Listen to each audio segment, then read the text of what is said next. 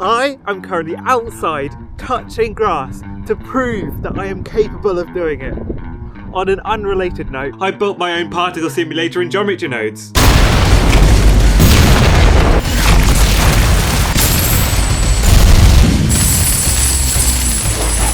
Let me ask you this, how would you do these shots with the default particle simulator? I'll play the montage again.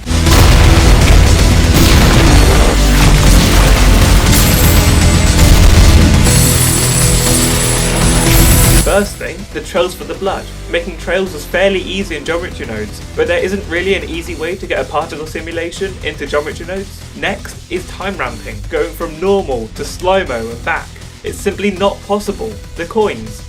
I need them to spin randomly, but then be flat when they're on the floor. I haven't looked into whether that's possible or not, but I bet it isn't. And please don't say I should have done a rigid body simulation. My fucking PC would have exploded. You'll also notice that the coins that touch the blood on the floor get turned bloody, which was piss easy to do when everything is in geometry nodes. Everything is just so more customizable. Now, I have just lied to you. The main reason I did it was because it was fun and a really interesting journey. And another thing, this video is probably going to come out late, because every single time I've sat down to write this script, I've just played around with it for hours. Like, who needs video games when you've got this? And because of that, I'm going to focus on all of the blood stuff in the next video. The trails, the material, the painting on the floor that spreads out if it gets too much blood on it is all too much to fit into this video. So this week we'll be focusing on making the particles, simulating them, and getting objects instanced on top. If you cannot be asked to follow this and the next tutorial, then you can find a link in the description to buy the finished thing for yourself. I am going to do my best to explain everything going on and not just tell it to you, so if you're scared of maths and physics and somehow haven't clicked off already, I am pandering to your level of knowledge. So give me a chance, it's really interesting stuff. And one more thing before we start, this is by no means the best way of doing this, or the best way of making a particle simulator in general. This is just something I've made on my own, catering what it can do to what I need it to do. If you need it to do something else, feel free to copy my homework and then play around with it to get it to do what you want it to do. Right, the intro's finally over, let's do this. Unlike the default particle simulator, I have the particles as their own object, separate from the emitter. This means you can have multiple particle emitters very easily, and it also just makes the maths easier if the emitter object moves around. So we instance the emitter object or collection, and you can easily add more if you need to. Ignore this for now.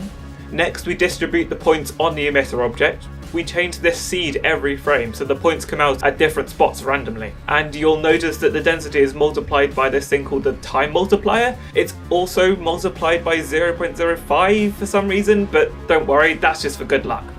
Time multiplier is how fast the simulation is running.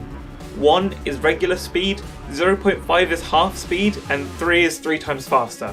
So if it's slow-mo, we want it to be producing less particles per frame. I've handily got all of the group inputs visible on this side if you want to know what values I'm using. Ignore this. This is all a node group just for emitting the particles.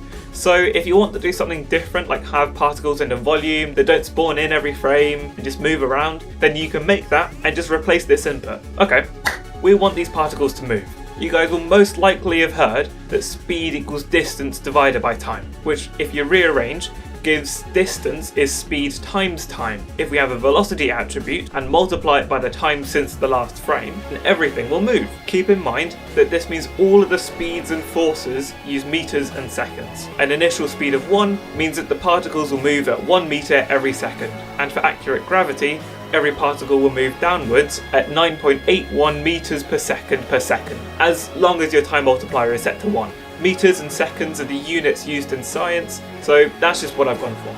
Well, okay, but we haven't made a velocity attribute yet. Let's assume we want the particles to emit away from the surface of the emitter in the direction of the normal vector. We can use a normal output of the distribute points node, which is luckily always normalized to a length of 1 meter, hence the name normal.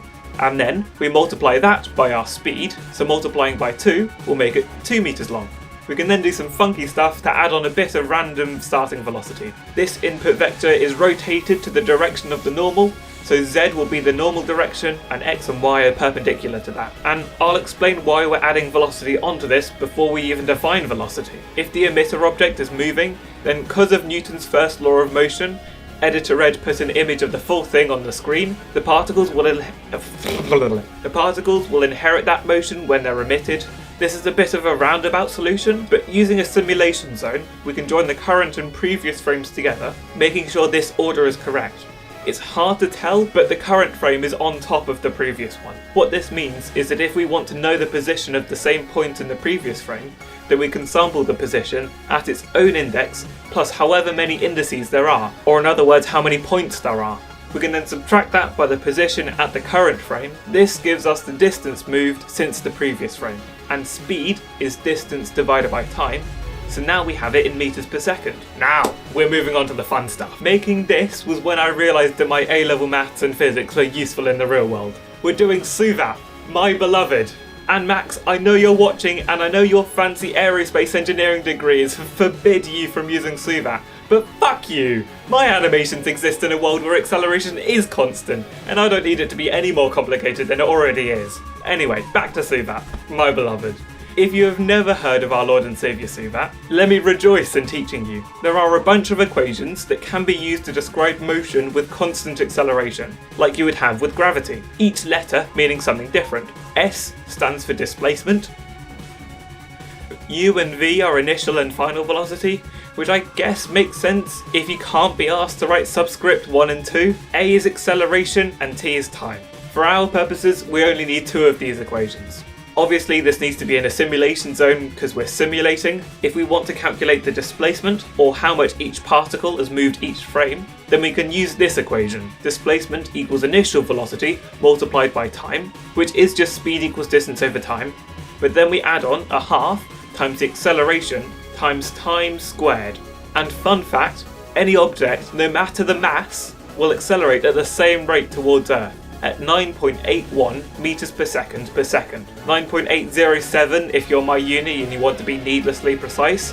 Fun fact number 2, the Earth also accelerates towards you. If you jump down from a table, you move towards the Earth and the Earth moves up towards you, a negligibly small amount.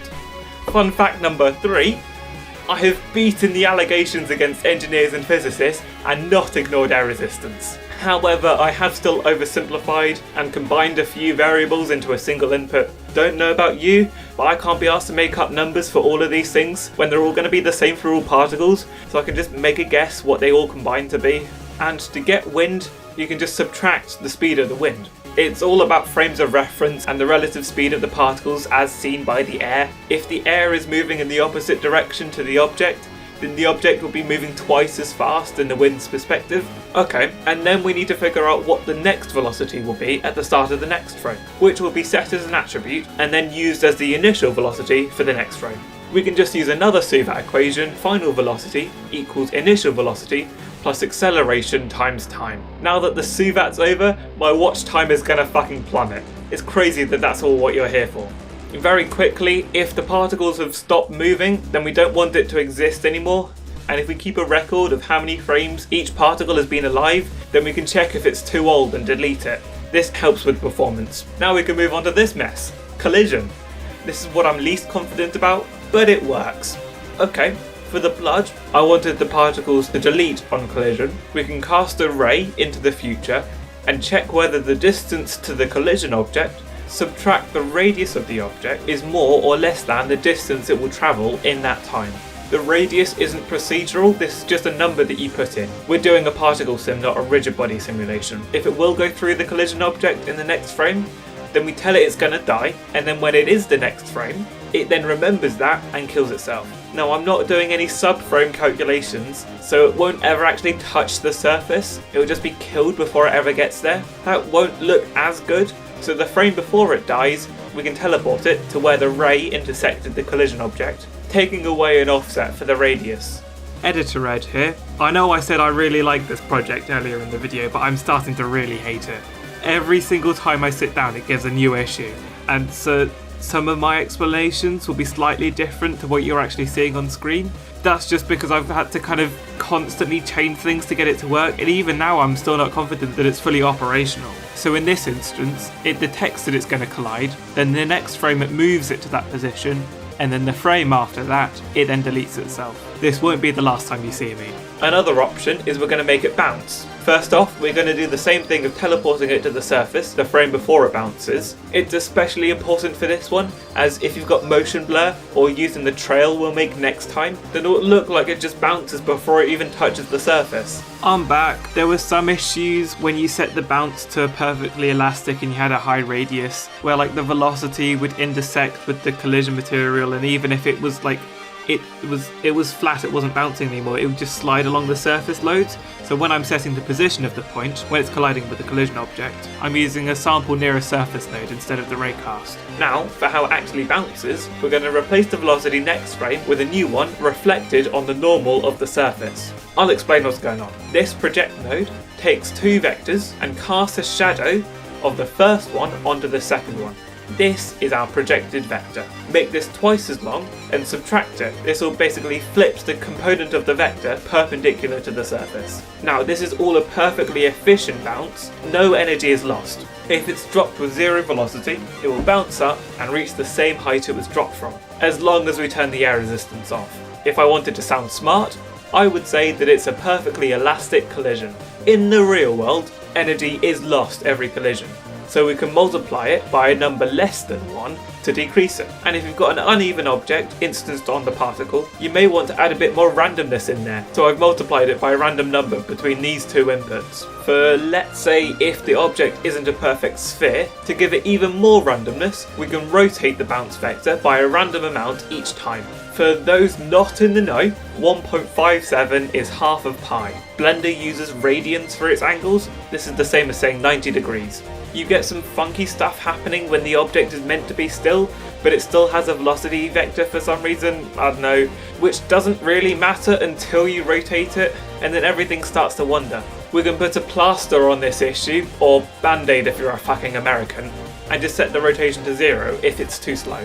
Option number B is to have it freeze when they collide. I use this for the nail gun. It's a similar concept to the delete option, but we don't delete it. I'm back again, so it detects if it's going to be hit the next frame, and also stores the position where the ray intersected. Then, next frame, we set the position to what we stored, and we also set a freeze attribute, which is used all the way over here on the set position node, so that we're not moving the particles anymore if they're frozen. The weird kind of doing it like several frames stuff is just to kind of fix issues of it like moving still when it's doing stuff. I don't know, it works. Whew, baby. I don't like saying that. This video is longer than I expected it to be. I might not get this done on time. I don't know why I expected this to be quick. Well, let's finish this video off by making it actually useful for any shots that you might want to actually do. If you're making a projectile like an arrow or the nail gun from my animation, then you would want to instance an object on these points, easy enough, but then have it aligned with the direction the particle is moving. Okay, we know the velocity of each particle, it's an attribute. We can then convert that into a rotation needed to face that same direction, adding a random bit of variation to the Z rotation to give it a bit more life. This stuff here isn't necessary, it's more of a demonstration of how customizable this is. I wanted the hog to be looking in the direction it's moving, but then when it's landed, he's not on his feet. So I've got two versions, one that's rotated and one that's not. And I'm picking which one, based on whether the point has the hit attribute or not. If we want random spinning, like with the coins, then that's a tad bit more tricky. I wanted the rate of the spin to be related to the velocity, so the faster it's moving, the faster it spins. Easiest way to do this is back inside of the simulation zone for the particles. This looks a bit messy, but it's just cumulatively adding the distance moved for each particle, and this gives a single value that we can then multiply by a rotation direction to get it constantly spinning. Back over here, I also tell it to stop spinning if it's hit. Also, when it is hit and I've got this input turned on, the total spin will be set to 0. This is useful if you want your hogs to land on their feet or coins to be flat on the floor. And then quickly before I do the outro, I'm going to reset all of these to their default values and show you the ranges.